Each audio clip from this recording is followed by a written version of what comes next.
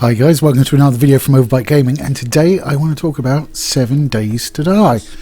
I am titling this as an early access review, but it feels kind of weird to do so because it did come into early access on December 13th, 2013. And, well, before that, in fact, I believe, that was when it became available to the public.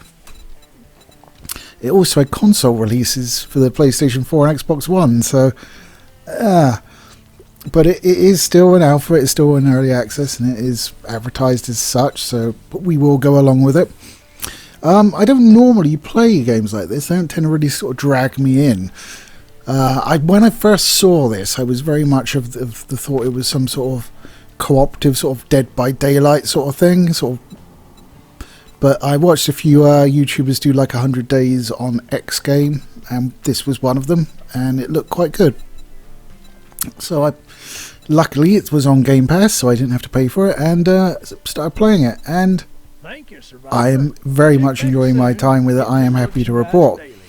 It's not perfect. It is, you know, an alpha build still.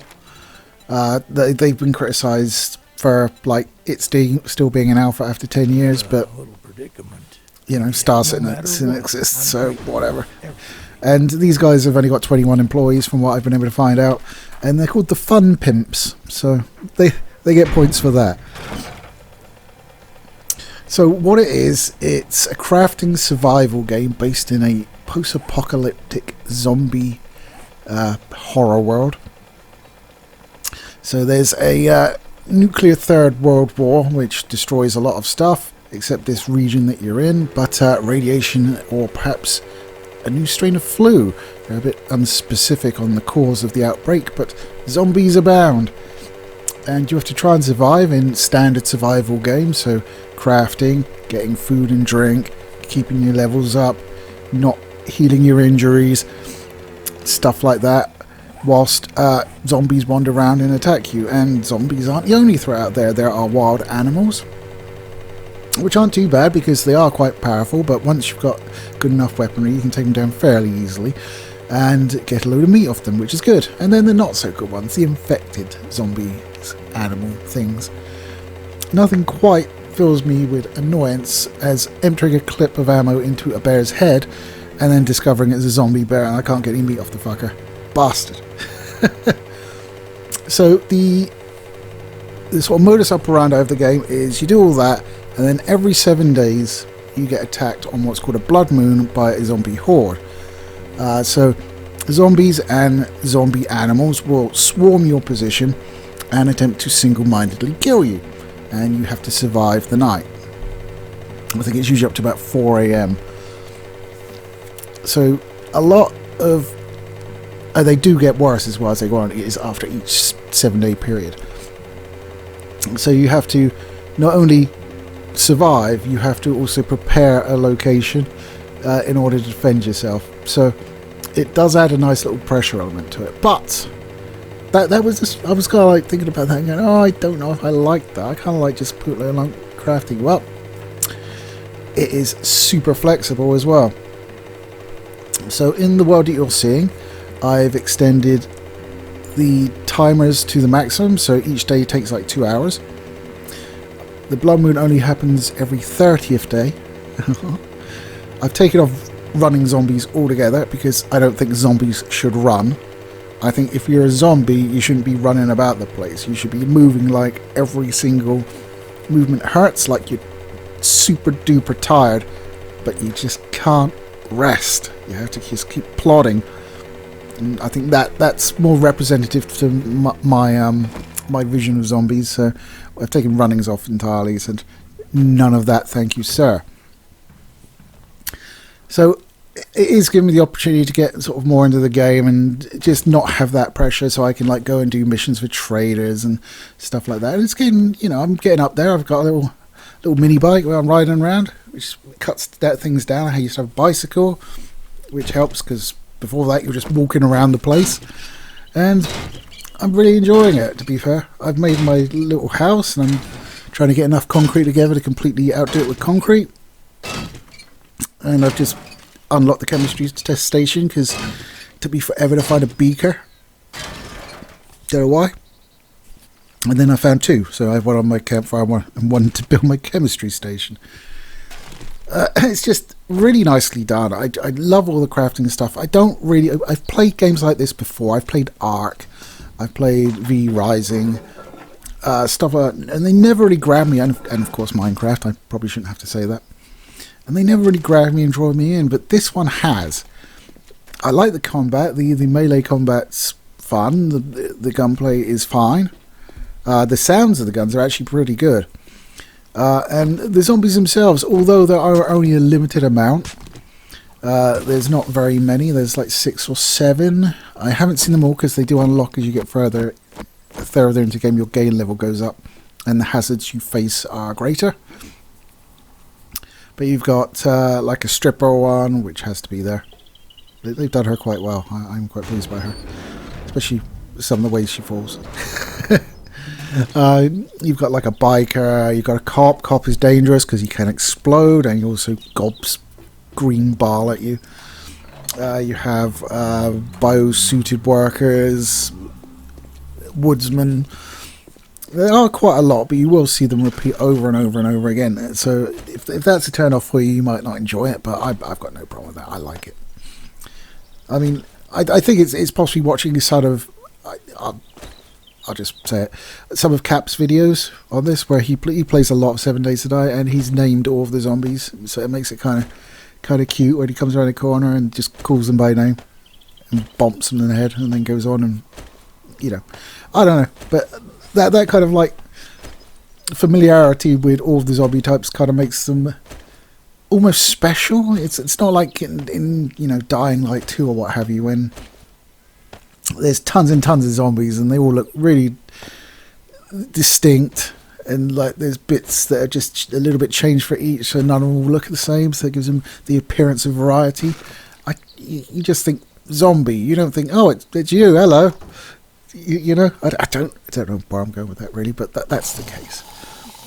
I really enjoy the gameplay as well. I mean, obviously you can just go wander about and farm things and craft and kill zombies if you want, but there are traders and you'll get good rewards for doing missions for them. They will have also things to sell you, which you can buy using dukes, which are the trader currency, which you sell stuff to them for or get rewarded as part of the Crest rewards. Usually it's some dukes and a pick of items. You can have skills that increase the amount of items you get to pick, which is very nice. The skills are also well done. So you have, I can't remember how many there are. I think there's 6 or 7. And each one has like an overriding skill, like it could be strength. And then under that you'll have a load of skills that are gated by how many you've put in the strength thing. So you might be able to access level 1 of all the skills, but if you want to go to like 2, you might have to put some points in the strength, and then that will unlock 2. Some of the skills are required for some of the crafting recipes, although a lot of the time you also need the schematic as well. Not all of it's open to you from the start. You will have to find the schematics as you go through POIs, which are points of interest, which they're the various sort of mission locales, or just locales that you can go into. And you find schematic books, and they have an icon on them of an open book or a closed book, depending on whether or not you've read it before. If you have, you can read it again for XP, or you can just sell it to the trader. And it's really nice when you get those and you're like, oh, look at that, oh, good. It really does give me like a fun burst of excitement when I find one I haven't read. It's like, what's this? What's that do? Oh, I'm going to have to do that. And like the feeling you get when you finally find that last part, it's like I had everything I needed for the chemistry bench for ages, but could not find that frickin' beaker. And I finally got it. And what have I done? Painted the inside of my house red. Yeah, it was worth my time. But to be fair, there are other uses for it. I haven't got access to them. Like, you can make gasoline and shit like that. So yeah, it's a worthwhile game. And I don't know how to say this. Just the bopping of zombies is just fantastic. I really like the way it feels and those noises it makes. The zombies themselves, because they're stupid. They're really single-minded, but quite stupid. And some of the things they do are quite funny, like the way they fall over. It's almost gets to like sort of Three Stooges level sometimes, just with a horror edge to it. And I really enjoy that.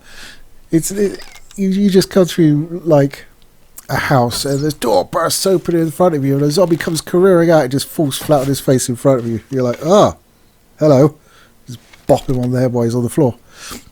But stuff like that, it goes from being like scary to funny. Scary is more in the sound design. Like the zombie models themselves, because you've seen them so many times, they're not scary. You know what they are, but sometimes they can be like right up behind you. They'll just be like, you'll turn around, they'll be like right in your face. That's a little bit of a jump, but most of the time it's from the sound. Like during nights, I tend to like try and get sand so I can make concrete. And you have to dig quite deep in the biome I am in to get sand. So I'm doing that. I'm down like a little hole. I'm sort of working through the night, digging sand and mining iron and rocks and what have you. Every so often I'll hear like a noise and I'll be like looking around, and it's super easy to get sort of disorientated underground as well, because you're just in a big hole with rocks all around you, you know. And then as you work forward, you lose sight of like your entrance hole, so then you've got to wander around and going, oh, where is this again? Can I get out? Shit. And then you see it like, oh Christ, thank God for that. But yeah, there's some points where you're like, is that a noise? I'm about to have a zombie dropping on me. Because the thing is, the zombies won't just wander around and find you. The game has like a heat map. So what happens is, the more sort of work you're doing, the more zombies will be drawn. So you'll be working away, like say you're building a wall or something like that, or upgrading a wall. The more you do it, the more likely something's going to come along. Now, in my case, it's normally a screamer, who is this black-haired, white-dressed zombie that looks vaguely like how to pronounce it? A Yuri? Is it a Yuri? From Japanese horror movies and stuff like that. And if you can bonk her good and proper before she gets a scream off, you're alright. But if she gets a scream off, you'll have a little mini horde come along with like 7-8 zombies. You need to put them down, and then you can carry on, building your wall. But it all gives you XP, from building to upgrading to painting to crafting to bonking zombies to finishing jobs. Everything you do in this game pretty much gives you XP. The only thing it doesn't is like walking around the place. You can loot tons of stuff. There's absolutely tons of stuff to loot. Like you just randomly come across bird nest, try and get some eggs. You get some eggs, you got some meat, you make that, you get eggs and bacon. Nice. It is a bit. I tends to go through like flurries when I have like a lot of animals cross my path and I end up with a lot of meat, and then times when I see virtually none and my meat starts dropping off, and I'm like, oh god, do I have to worry about that? Generally speaking, you don't really have to worry too much about food and water. Excuse me. The water's quite easy to do. You get mason jars, you take them down to a river, you fill them up, you get murky water, you boil them on a campfire, and that gives you boiled water, you can drink that. There are other ways to hydrate, such as coffee, various teas that you make using plants. You can even find stuff in vending machines, things like that. There is, of course, beer. I have quite a lot of beer, because I'm me. Just sat in my trunk. But I just love how all the systems work together, and this is a game that I will go, okay, I've got to stop playing this because I really should do something else. I've been playing it for like 4 hours. But let's give that a break. I'll play something else and I'll be like, I'm not getting into this. I'm going to go back and play 7 Days to Die. It is like one of those things where you're just like, well, I just need to get a little bit more and I can finish like upgrading this side of my house. Or, it's almost more. I can go back to the trailers and get another mission. And, like, bonk some zombies and see what schematics I get. The whole discovering of the loot is just what drives you forward. You're just like, oh man, that'd be so cool if I got that. And then you get it, you're like, oh yeah. You get treasure maps, which invariably lead to something good. It takes a lot of digging though, because they're buried. I've only done one, and I found a sweet AK in there, so I was like, yes, thank you ma'am, I'm happy with this. But like generally speaking, the treasure maps are worth doing, even if it's a long drive to get to where they are, and even if you have to dig a lot, because it doesn't like pinpoint where it is. It'll give you like a big circular area, and so you've got to try and find it. And there's usually like a place where you're like, okay, he's probably there, buried, but it's like whereabouts there kind of thing, so you end up digging for quite a time. Your weapons and stuff do degrade. Various things require various stuff to repair. Some would be as simple as having stone on you or iron to repair it. Others will require, especially the more advanced stuff, will require repair kits. But you can craft those from stuff that you find or that you've crafted. It really does a good job of, you're like, shit, I need this. And then you're like, oh, wait, I can craft that. That's fine. Once again, you do have stuff that is locked by schematics, or skill requirements, but a lot of the time you're like, I can just craft that. It's like, I need a roll of duct tape, I've got glue, I've got cloth, I can make duct tape. There we go. Really good. I'm having so much fun with it, I really am. It's still ways away from my first fortnight, so I have kind of like kitted out the top floor of my house. So I've got a hatch that leads into the bottom floor with a ladder. And all it is, it's like one end I've got a chest where I can put supplies that I might need, and then I've got like a block at the top, block at the bottom, and a gap in the middle. So they've got like this narrow point where they can get it, and I can hit them through. So I'm thinking that might work. And at the other end, there's just like a narrow entrance. And it's quite a long sort of way from one end to the other. So I should have enough opportunity to take some pot shots before they get in close, and I have to bop them good. Although I do prefer the bopping, to be fair. The bopping is fun. But, I mean, yes, I have got the horde setting low as well. So, you can set it for, like, the most that can be, like, spawned at one time. And the lowest is 4. I've gone for 4. Which may be slightly less hordy, but, you know, I'm more into it as, like, a casual thing. I'm not there for like, oh my god, I've got to try and survive this challenging horde night where there's 64 zombies coming at me all at one time or something like that. I was just like, nah. I'm enjoying the crafting, I'm enjoying the missions. I don't really care about the hordes. I'm just like, nah, not really.